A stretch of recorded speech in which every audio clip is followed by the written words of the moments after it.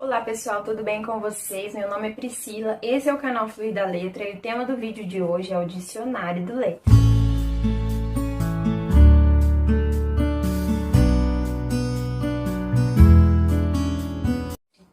O objetivo desse vídeo é apresentar para vocês alguns termos que a gente ouve muito artistas de lettering falando e às vezes você é iniciante, não entende bem o que é, ou na prática mesmo você não compreendeu bem o que é.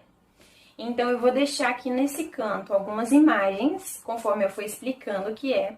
E também vou escrever aqui na parede para a gente poder ilustrar melhor. O primeiro termo, então, que eu trouxe para vocês é lettering, que é o desenho de letras. Eu fiz um vídeo aqui explicando o que é lettering, a diferença de lettering para caligrafia e tipografia, que eu convido vocês a assistirem. Inclusive, se você ainda não está inscrito aqui no canal, se inscreve aqui embaixo, ativa o sininho para você não perder nada. Você pode pronunciar lettering, que é bem aportuguesado. Você pode pronunciar lettering ou você pode pronunciar lettering. Né? Aí vai do sua fluência no inglês. A minha é bem básica, então eu falo lettering mesmo.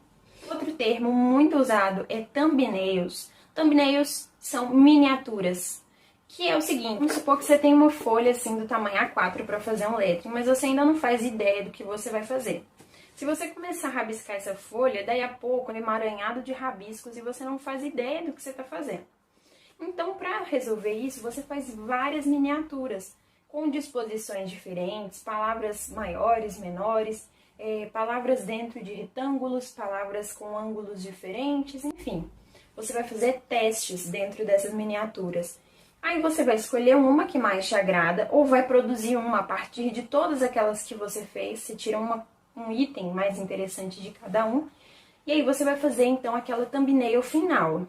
Beleza, você gostou daquela miniatura? Aí você vai trabalhar ela em tamanho maior, ou você vai trabalhar ela no tamanho real. E aí você vai ter então o seu esboço.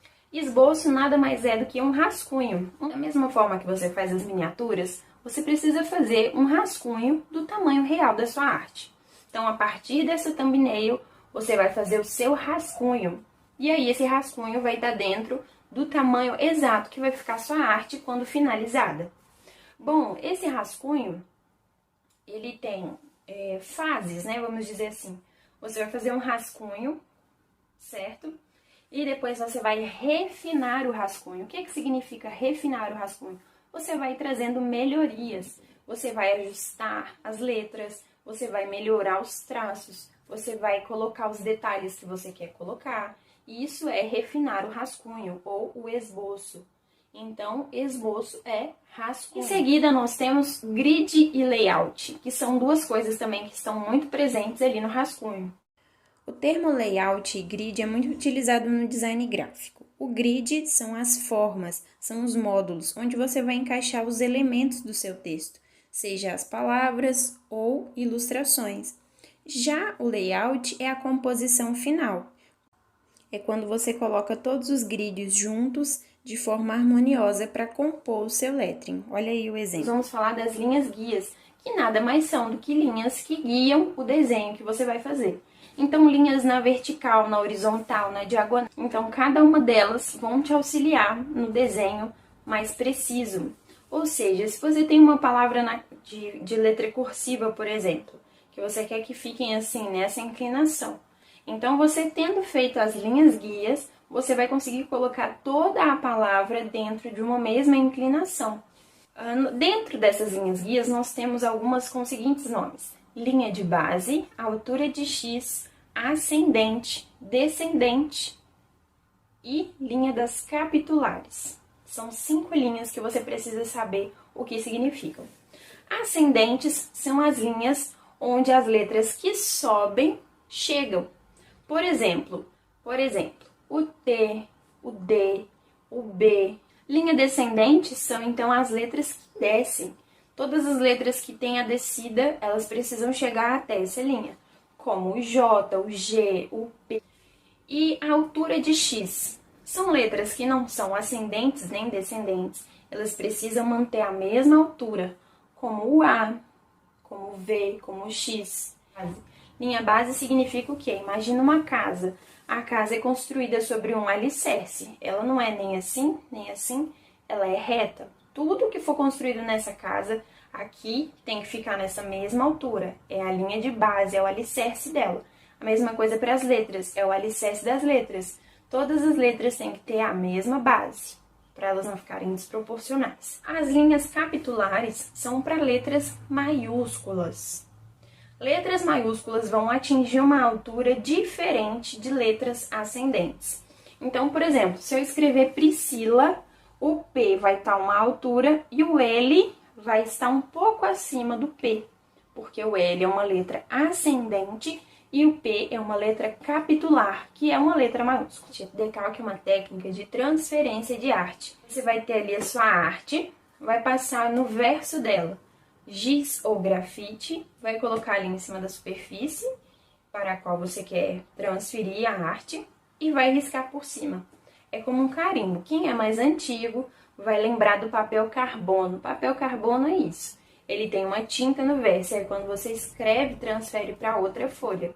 O decalque é a mesma coisa, só que você não usa carbono. Temos também a falsa caligrafia, ou fake calligraphy, que é você imitar a escrita com brush pen. Você vai perceber que quando você fizer pressão na caneta, ela vai ter um traço mais grosso, e quando você aliviar a pressão, ela vai ter um traço mais fino. Normalmente isso acontece em traços de descida são mais grossos, quando sobem são mais finos. Vou colocar um exemplo aqui, ó. Então eu tenho aqui a letra A. Se eu observar a escrita com brush pen ou pena de bico, eu vou observar que quando o traço desce ele fica mais grosso, quando sobe ele fica mais fino. Então aqui eu ia engrossar, porque é quando eu desço para escrever a letra A. E aqui eu subi, então ia ser mais fininho, aqui. E aqui eu desço de novo, então eu ia engrossar aqui também. E aqui eu subo fininho.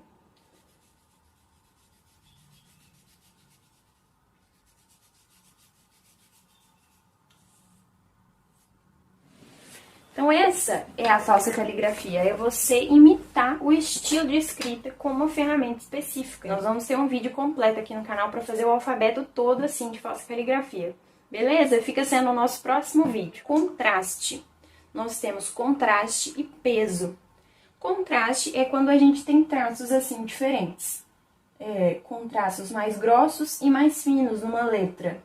Essa diferença é o contraste. Então, tem letras que tem alto contraste, que é quando os traços grossos são bem grossos e os finos são bem finos. E baixo contraste, quando é quase imperceptível, mas existe ali uma diferença nos traços. Peso significa o quê? Quando a letra tem mais peso, significa que todos os traços dela são bem grossos. Todos, não há diferença ali, não há contraste. E quando os traços são bem finos, ela é leve.